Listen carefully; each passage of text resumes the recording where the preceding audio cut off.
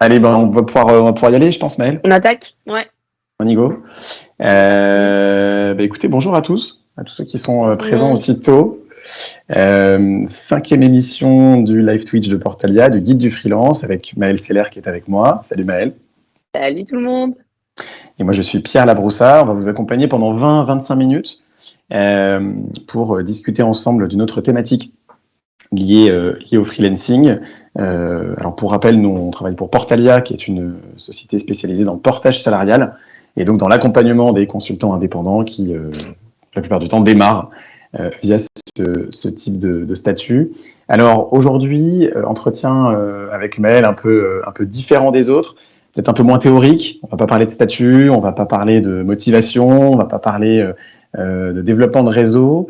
On va s'intéresser, on va dire, au sujet central lorsque vous êtes freelance et qui ne consiste plus en de la préparation.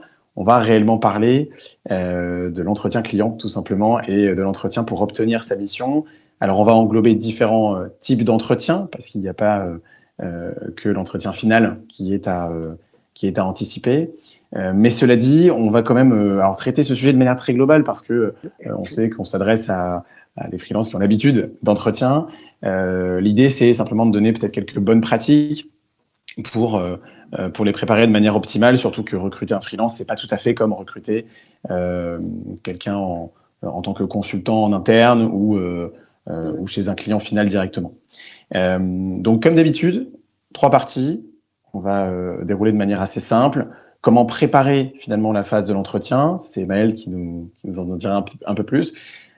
Comment se présenter en entretien et finalement quels sont les points à retenir, les points d'accroche pour performer au maximum. Et puis finalement l'après-entretien, comment pérenniser le client et comment réussir et bien, finalement euh, à confirmer, on va dire, les bonnes dispositions réussies lors de l'entretien. Je vois qu'on a quelques réactions dans le chat, donc c'est très bien, c'est qu'il y a du monde. Alors vas-y Maël, dis-moi un petit peu comment finalement toi tu préparais un entretien client et quelles sont finalement les bonnes us et coutumes que tu ferais. C'est coutume. C'est élégant. C'est beau, hein? En gros, aujourd'hui, le sujet, en effet, c'est de parler de comment vraiment réussir ces process de recrutement. Le process de recrutement, il consiste pas uniquement à arriver à l'entretien et à faire bonne impression. Il y a tout un travail qui se fait en amont, un travail déjà de préparation personnelle qui, à mon sens, passe par deux points essentiels qui sont à la fois être prêt techniquement, hein, donc ce que vous faites, votre métier, etc., le préparer, enfin savoir, disons, le présenter dans un langage qui est intelligible pour un recruteur qui peut-être n'y connaît pas, enfin, ne connaît pas par cœur votre domaine d'activité. Et pareil pour les personnes qui vous feront passer l'entretien, qui seront a priori plus pointues techniquement, mais bon, sait-on jamais. Donc c'est être capable de préparer un discours qui soit facile à comprendre pour votre interlocuteur. On dit souvent préparer un entretien et expliquer ce que vous faites comme si vous l'expliquiez à votre grand-mère. Donc c'est un peu ça aussi. L'idée, c'est d'avoir, ok, vous allez tomber sur des personnes qui sont en face de vous et qui savent de quoi vous parlez. C'est pas une raison pour pas le préparer, je trouve, de façon claire et linéaire. L'autre élément que vous devez préparer quand vous êtes freelance, que vous ne devez pas forcément préparer quand vous êtes en CD, quand vous cherchez un CDI ou en cabinet de conseil ou chez le client, c'est préparer disons, ce qu'on appelle on appellerait vos informations, les informations vous concernant qui sont un peu essentielles et qui sont importantes d'avoir préparées dès le premier entretien. Je pense notamment aux questions de mobilité, c'est-à-dire savoir si le recruteur vous dit est-ce que vous êtes mobile à Lyon et que vous n'êtes pas capable de répondre parce que vous en savez vous-même rien, ça bloque un peu, je trouve. Donc, c'est des informations que vous devez avoir réfléchi avant, vous dire ok, si on propose de la mobilité, jusqu'où je suis prêt à aller. L'autre point qu'il faut préparer, évidemment, c'est le taux journalier. Impossible d'arriver à un entretien freelance et de dire je ne sais pas quel est votre TJ, parce que déjà, c'est la porte ouverte parce qu'on vous propose tout et n'importe quoi. En plus, ça ne fait pas non plus vraiment mindset freelance. C'est important d'avoir préparé ça. Ça peut être de la perte de temps, hein, c'est ce qu'on disait dans les précédents lives, hein, c'est que ça fait Ouais, ouais, partie ouais. des infos un peu bloquantes. Comme tu Ouais, dis, TJ, mobilité, stacks sur lesquels vous allez travailler, ouais. C'est un peu c'est des anti-freelance de ne points pas avoir importants. préparé son TJ, quoi, je trouve. Donc, Mm. c'est très important. Donc, c'est des choses que vous devez avoir validées, vous, en amont, par des recherches, vous renseigner dans votre réseau, etc. La préparation à l'entretien, enfin même à la préparation à la recherche d'entretien, elle passe aussi par la préparation de votre CV qui doit déjà être à jour, c'est hyper important et ne pas hésiter à avoir des CV, disons adaptés aux offres auxquelles vous allez postuler. Heu, Aujourd'hui les recruteurs, ils vont voir beaucoup, beaucoup de CV. Les CV généralistes, les CV génériques, en général, c'est pas ce qui va ressortir sur une pile de 600 CV si je prends large. Par ailleurs, il faut aussi savoir que, bah, les recruteurs lisent de moins en moins les lettres de motivation. Donc il faut vraiment que le CV voilà, en 1 page ou 2 pages, parce que si vous avez beaucoup d'expérience, vous allez forcément avoir 2 pages, il y ait toutes les infos essentielles de: «OK, bah, je postule à ce poste spécifiquement parce que j'ai fait ça, ça, ça, ça, ça», sans nécessairement détailler toutes les expériences que vous avez eues depuis votre stage de troisième. Il faut vraiment aller à l'essentiel de pourquoi vous postulez. Ça ne veut pas dire que dès que vous allez postuler quelque part, il faut refaire un CV, mais que vous pouvez avoir plusieurs modèles de CV en fonction de ce pourquoi vous allez, candidater. C'est hyper essentiel de ne pas arriver en disant, «Je cherche une mission pour janvier», parce que, bah, c'est trop large et c'est pas assez, précis et lié à ce à quoi vous allez, candidater. Donc ça, c'est sur la partie, préparation. Sur la partie, à partir du moment où vous allez commencer à rechercher, les entretiens, disons, être, capable de vous rendre disponible et être réactif. C'est-à-dire, vous allez envoyer un CV, on vous recontacte, vous devez pouvoir rapidement dire: «OK, je suis disponible à cette date pour passer un entretien» et cetera. Si vous commencez à chercher activement, c'est qu'a priori vous recherchez, pardon, avoir quelque chose assez rapidement. Donc, il faut pouvoir être hyper réactif et donner la sensation à votre interlocuteur que, bah, oui, vous êtes prêt à passer les entretiens, que même si vous êtes dispo sous 3 mois, vous êtes capable de vous libérer, dans les 2 jours pour passer un premier entretien de 15 minutes avec un recruteur, et être dispo pour ça. Ça va donner aussi de la, consistance au fait que vous cherchez une mission, pour de vrai. Et ça découle sur un enfin, ça amène à un second point qui est, même si finalement, bah, admettons que vous n'avez pas forcément candidaté, mais on vous contacte via LinkedIn pour une offre. L'offre ne vous intéresse pas forcément, c'est quand même hyper important d'être réactif et de faire bonne figure parce que même si cette offre-là vous plaît pas, c'est quand même une porte ouverte chez un client ou un prospect potentiel et le fait de vous faire «bien voir» entre guillemets par, un comportement qui soit, réactif, de la disponibilité et cetera, ça vous permet de vous dire vous rentrez entre guillemets «dans la base de données» du client et si, dans, 2 mois vous souhaitez recandidater à une offre, ils pourront écrire, «OK, il a été hyper réactif, sur cette offre et cetera. Ça avait pas marché pour ce poste-là, mais c'est un top candidat» et bah, ça donne aussi, voilà toute une notion de sérieux et de disponibilité qui est essentielle quand vous êtes freelance, surtout quand, bah, parfois on va vous demander de commencer la veille pour le lendemain, quoi. Et comme tu dis, Heu, effectivement, ouais. la notion de réactivité, elle est importante, d'autant plus que chez un client, généralement, les infos tournent vite. C'est-à-dire Mmh. qu'on Ouais. sait à la fois que, alors nous, on s'adresse plutôt à des indépendants en informatique, on sait que le monde de l'informatique est déjà petit.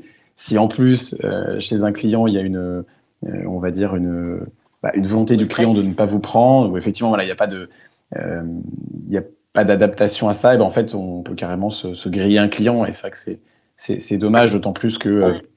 parfois, on ne postule que pour un poste, mais que d'autres postes plus adaptés chez ce même client peuvent nous convenir plus tard. Mmh. Tout à fait, tout à fait, tout à fait. Donc le travail de préparation en amont, il est essentiel parce qu'après il va, disons un petit peu déterminer comment ça va se passer, dans le cœur des process, et c'est ça dont tu vas nous parler Pierre, maintenant. Ouais, complètement. Alors, c'est la question d'Ansa d'ailleurs qui nous parle sur le chat et qui veut voir un peu ce qu'on va pouvoir lui dire sur les entretiens et les quelques petits conseils. L'idée déjà, c'est peut-être de globaliser la notion d'entretien. On parle évidemment ici de l'entretien client, mais il ne faut pas oublier que un entretien est lui-même précédé peut-être de plusieurs entretiens, voire de beaucoup d'entretiens, et parmi ceux-là, des entretiens avec différents interlocuteurs. On peut échanger avec des recruteurs, on peut échanger avec des cabinets de recrutement, des cabinets de conseil, on peut échanger avec un opérationnel, on peut échanger avec quelqu'un de très technique, un directeur. Donc vous voyez, on est vraiment sur différentes gammes de personnes et avec lesquelles va falloir s'adapter forcément.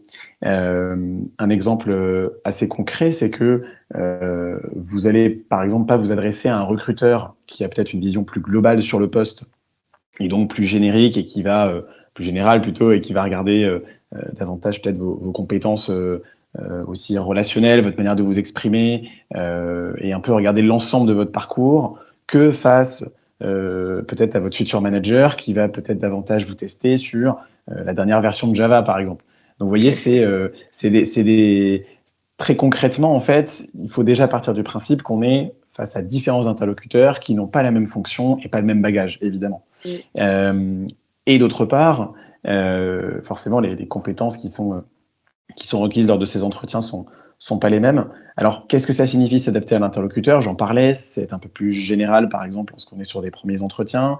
C'est peut-être développer son activité de manière différente face à son futur manager ou face à un opérationnel. L'idée, en tout cas, et c'est ce que tu disais toi tout à l'heure en préparation, c'est finalement, alors le CV est à jour évidemment, mais c'est pas de dérouler son CV, évidemment, c'est de s'adapter à la mission, c'est de mettre en avant les expériences les plus significatives. Exemple concret, si vous postulez chez un grand compte, je pense que votre mission de 2 ans chez un gros assureur sera certainement peut-être plus significative que votre mission de 6 mois en stage de fin d'études, par exemple. Donc après, voilà, c'est des exemples un peu bêtes, mais c'est vrai qu'on a peut-être tendance parfois en entretien à vouloir tellement en dire, à vouloir tellement se montrer, qu'on en oublie peut-être les phases essentielles. Et ce que regardent d'ailleurs beaucoup de recruteurs et de clients, c'est très vite le nombre d'années d'expérience sur la compétence qui est demandée. Finalement, lorsqu'on en est un petit peu éloigné ou lorsqu'on a commencé sur d'autres outils ou d'autres techniques, finalement, c'est quand même moins important pour les recruteurs de regarder ces aspects-là. Donc vraiment, l'adaptation au client, l'adaptation à la personne qui est en face, bien comprendre son interlocuteur, savoir qui il est. Et ce qui rejoint d'ailleurs la préparation, c'est que très souvent, lorsqu'on est face à des recruteurs ou des cabinets de recrutement, on peut même avoir des phases de préparation au client. C'est-à-dire que le recruteur ou le cabinet vous aide à être extrêmement concis, concret dans ce que vous dites pour préparer justement l'entretien avec le client. Donc on voit bien à ce moment-là que vous êtes face à 2 interlocuteurs différents. Donc, effectivement, l'adaptation à la personne en face, c'est important. Je dirais aussi, et ça pour le coup, c'est plutôt un conseil de freelance qu'on a eu chez nous, c'est s'adapter au client, mais s'adapter finalement aux besoins du client. Alors, c'est un peu plus complexe, on va dire, et c'est un peu moins perceptible. Mais typiquement, un grand compte, lorsqu'il cherche une ressource externe, lorsqu'il cherche un prestataire, parfois, il ne sait pas exactement où il veut aller dans sa recherche de profil. C'est-à-dire qu'il a une idée très globale, évidemment, de ce qu'il va faire et de ce qu'il va falloir faire, mais finalement, connaître le bon profil pour ce poste-là, qui est finalement une fiche de poste assez particulière par rapport à d'autres, lui-même peut-être n'aura pas la réponse complète sur ce dont il a besoin. Donc finalement, c'est à vous à ce moment-là de prendre l'initiative, de prendre le lead, d'essayer de comprendre finalement où veut vous amener le client. Typiquement, s'il veut que vous développiez, que vous soyez, je sais pas, on parlait de Java tout à l'heure, s'il recherche un développeur Java très expérimenté, finalement l'intérêt pour vous, c'est de comprendre dans quel cadre, avec quelle équipe, pour quel objectif, pour quelle durée aussi, puisque forcément une mission très courte et une mission longue, c'est pas tout à fait les mêmes objectifs en tant que freelance.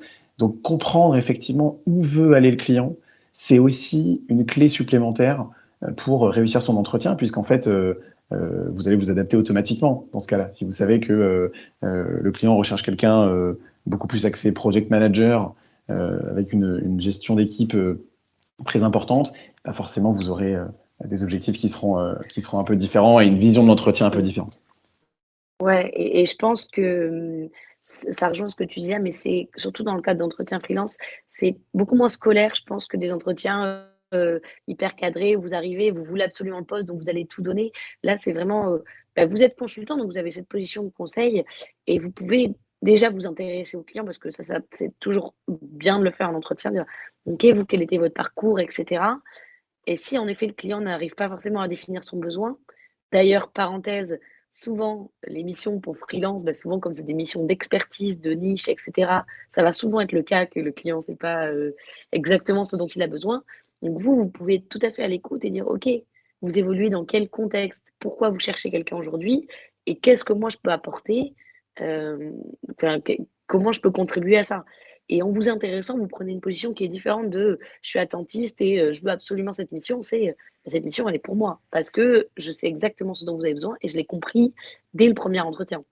Et je suis capable même C'est de vous plus. dire, ça c'est pas très pertinent. Vous cherchez pas la bonne personne, vous cherchez pas au bon endroit.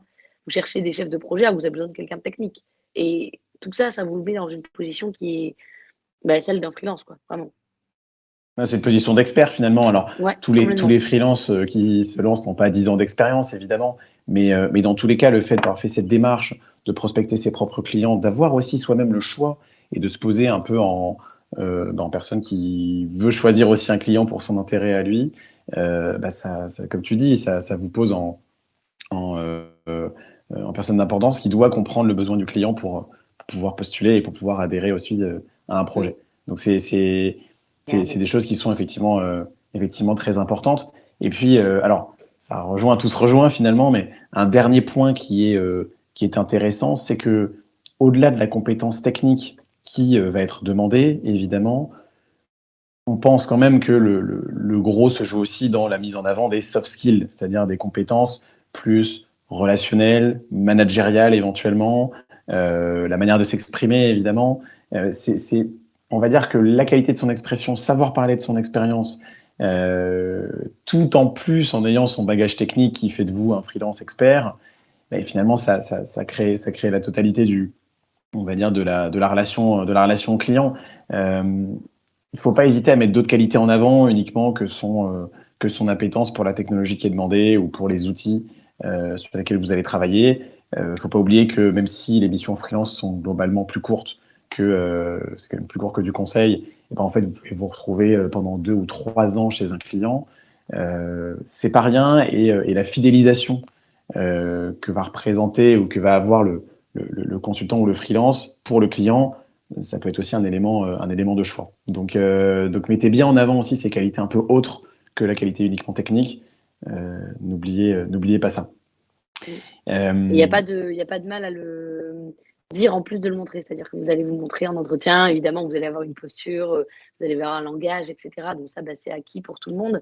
Il faut pas non plus hésiter à ne pas attendre que le client vous dise quelles sont vos 3 qualités, vos 3 défauts. Il faut vous dire: «Voilà, dans ce contexte-là, j'ai travaillé en équipe, je me suis révélée comme étant, un bon leader, sur l'équipe sur laquelle j'étais, assez naturellement. Je pense que c'est quelque chose que j'ai en moi, je sais embarquer les gens et cetera». C'est un exemple, hein, mais juste pouvoir aussi, sans que ça soit de la vantardise ou quoi que ce soit, être capable de dire: «Voilà, moi je suis bon dans ce que je fais techniquement, j'ai fait, une école d'ingénieur pour ça, j'ai fait des expériences pour ça, mais sachez qu'humainement, je vais bien fitter dans votre équipe aussi.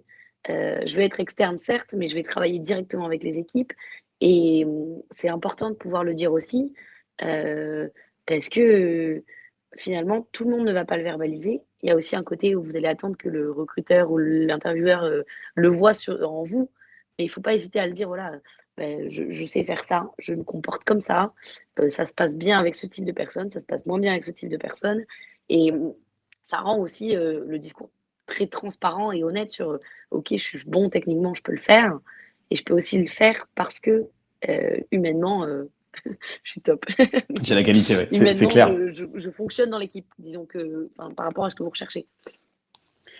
Effectivement, mais tu as raison, Maëlle. Alors, finalement, là, on traitait vraiment de la partie, on va dire, la plus importante. Forcément, c'est la gestion de l'entretien et de ses à côté. En revanche, il y a aussi une étape à ne pas négliger, c'est l'après-entretien. Alors, on va être assez global, on va parler de la relation client aussi, on va parler de votre Mmh. préparation, vous en tant qu'indépendant. Qu'est-ce que tu peux nous dire, Maëlle, justement, sur l'après-entretien? Qu'est-ce qu'il faut faire, ne pas faire? Alors, l'après-entretien, il est, à mon sens, aussi, très important dans le sens où, certes, si votre entretien, malheureusement, s'est pas bien passé et que, vous le sentez pas bien, le fait d'être en relation au client, ça va pas changer la donne. Dans l'autre sens, si, votre entretien s'est, globalement bien passé, vous avez eu un bon feeling avec le client et cetera, il faut pas, hésiter à en remettre une couche dans ce sens-là. C'est-à-dire, vous êtes freelance, donc vous n'êtes pas passif, hein, vous n'êtes pas en attente que le recruteur vous rappelle 3 semaines après pour vous dire, «Ah bah non», ou alors, oui. C'est vraiment OK, voilà, j'ai passé un entretien, je j'attends quelques jours, je suis capable de déjà restituer par mail au client.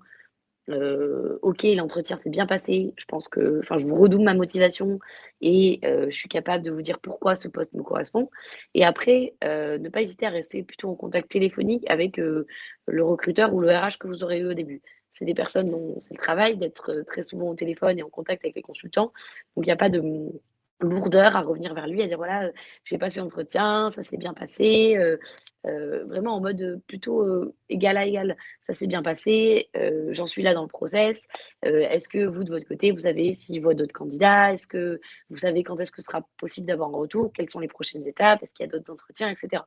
Et vous rentrez dans une relation, encore une fois, vous reprenez en main un peu des process qui ont plutôt la réputation et l'habitude d'être, menés par le client. Là, vous avez une autre posture qui est: «OK, le client a autant besoin de moi que moi j'ai besoin de lui». Hem, il faut évidemment pas être, too much quoi, c'est-à-dire faut pas appeler le recruteur tous les 2 jours s'il vous dit, retour dans une Mmh. semaine. C'est OK, on vous donne une deadline. Si au bout d'une semaine vous n'avez pas eu forcément de réponse, ça peut arriver, ne pas hésiter à relancer de façon, voilà plutôt, agréable, de dire: «Voilà, on devait me faire un retour, où est-ce que ça en est? Est-ce qu'il faut que j'attende un petit peu plus?» et cetera. Donc ça, c'est disons dans le cas où l'entretien ça se passe bien et que vous avez, voilà, vous sentez que vous avez vos chances, ou si vous êtes pas sûr de vous et cetera. Si par exemple, vous êtes sur, une phase d'entretien où vous sentez que vous avez peut-être moins, réussi, à la fois parce que côté client, vous l'avez pas forcément senti et puis parce que vous, de votre côté, c'est peut-être pas, finalement, le job de vos rêves, hem, précisez justement auprès du recruteur que vous êtes ouvert à autre chose. Voilà, vous dites, l'essence du groupe, la mission de l'entreprise et cetera me plaît. Je ne sais pas si ce poste est à 100 fait pour moi, mais gardez mon contact, qu'on puisse, voilà, rééchanger si demain vous avez une autre position. Hem et vous n'hésitez pas à préciser, hein. Voilà, ce que j'ai pas aimé sur ce poste, c'était plutôt ça, donc ne me recontactez pas, limite ne me recontactez pas pour ce type de poste. Recontactez-moi plutôt pour ce type de mission et cetera. Hyper important parce que ça donne encore une fois une bonne relation au client qui va se dire: «OK, celui-là, il en veut, il sait où il va, il sait ou elle sait d'ailleurs, hein, ce qu'elle veut». Hem, c'est important.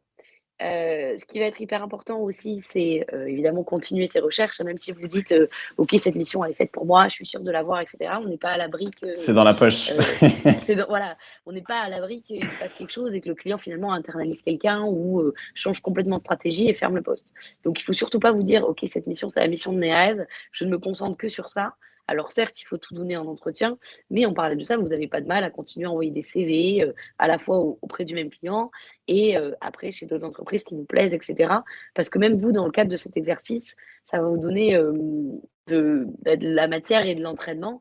C'est toujours bien de s'entraîner dans des entretiens, il y a pas de mal à le faire, tout le monde le fait et ça vous permet de voir aussi un peu autre chose et finalement de vous rendre compte, que la première mission que vous pensiez être la mission de vos rêves, c'est peut-être pas la mission idéale, heu et c'est du réseau en plus, puisqu'on en parlait l'autre fois, que vous constituez pour, même plus tard. Voilà. Dernier point, heu, hyper important également, quand vous êtes dans des process d'entretien, vous allez, passer un certain nombre de phases. Quand vous êtes en phase finale, en général, ça sent bon, quoi. Disons qu'il y a plus de 50 de chances que ça marche, si vous le sentez bien et cetera. Dans ce cas-là, il faut être, prêt à pouvoir, démarrer tout de suite. Donc, certes, vous allez peut-être avoir, des préavis à respecter et cetera. Mais quand je dis être prêt à démarrer tout de suite, c'est pouvoir dire au client, s'il vous confirme la mission: «OK, moi, disons administrativement, je suis prête, je suis capable de dire: "OK, j'ai déjà créé ma structure, c'est bon, tout est prêt, je peux réduire mon préavis avec mon client actuel ou non, mais en tout cas, je suis prêt, à faire les contrats, à valider tout ça, de telle sorte que, après, on a, même si c'est 3 mois, on a du temps devant nous pour après m'onboarder et cetera». Mais vraiment, être capable de démarrer tout de suite. Être également capable, si vous choisissez de passer sur du portage salarial, de donner votre société de portage salarial. Vous n'allez pas commencer à chercher, la personne qui va gérer votre contrat à partir du moment, où vous avez une mission, surtout si elle commence, 3 jours après. Ça fonctionne pas. Il faut pouvoir, même auprès de votre client, dire, «Ah oui, bah oui, c'est top, merci pour la mission et je suis prêt» et encore une fois, ça témoigne d'un sérieux, d'un sens de l'organisation qui est hyper important, plutôt que de dire au client, «OK, il faut encore que je me décide, sur ce que je vais faire. Est-ce que je crée ma structure? Est-ce que je passe en portage? Est-ce que je passe par un cabinet?» et cetera. C'est, c'est hyper important aussi d'avoir ces billes-là à donner, aux clients en termes d'image et même pour vous, d'être prêt et organisé à ce niveau-là, quoi. Surtout que généralement les clients ou les cabinets s'assurent, au préalable que tout est bien finalisé, que justement, l'aspect rémunération n'est pas un problème, que l'aspect contractuel n'est pas un problème Et pour autant, on en voit toujours des soucis. Donc, c'est évidemment une phase d'anticipation très importante que d'avoir trouvé sa société de portage, que d'avoir ouvert son auto-entreprise, que d'avoir ouvert son statut, d'être prêt à démarrer, de ne pas être, on va dire, l'élément bloquant du système. C'est extrêmement, extrêmement important. Surtout quand on va chercher des profils du jour pour le lendemain ou de la veille pour le jour même, quoi. C'est clair. Non, non, c'est sûr que c'est hyper important. Écoute, Mel, je crois on va pas déborder plus longtemps. Ben non, il est bientôt 9h. Il est bientôt, c'est ça, il est bientôt 9h. Je voudrais remercier toutes les personnes qui nous ont accompagnés aujourd'hui, notamment Firmin qui est toujours derrière nous sur tous les lives. On se retrouve très vite. Alors, nos adresses mail vont peut-être être présentes sur le chat. Ce qui est très important de toute façon, si vous voulez nous recontacter, si vous avez plus de questions, si ça vous a intéressé, si vous voulez même nous faire un feedback, vous allez sur portalia.fr. Il y a notamment une petite rubrique où vous pouvez renseigner vos coordonnées et prendre contact avec nous. Donc portalia.fr, gardez ça en tête. Et puis, voilà, allez nous voir. Et nos réseaux, comme tu dis. Pour suivre nos actualités, les dates des prochains lives aussi qui sont en général mises sur LinkedIn. Voilà, nos événements, etc. On a pas mal de contenu, donc si vous voulez nous suivre, ça peut être intéressant. Et voilà, le site internet portalia.fr, pas oublier. Exactement. Et puis après Instagram, Twitter, etc. Instagram, Twitter, LinkedIn, on est partout. Partout. Merci beaucoup Maëlle, en tout cas, de m'avoir encore accompagné. Merci à tous. Merci Pierre. Et puis, on se retrouve très vite pour une prochaine étape vers le freelancing. Bye bye, bonne journée. Salut à tous. Au revoir.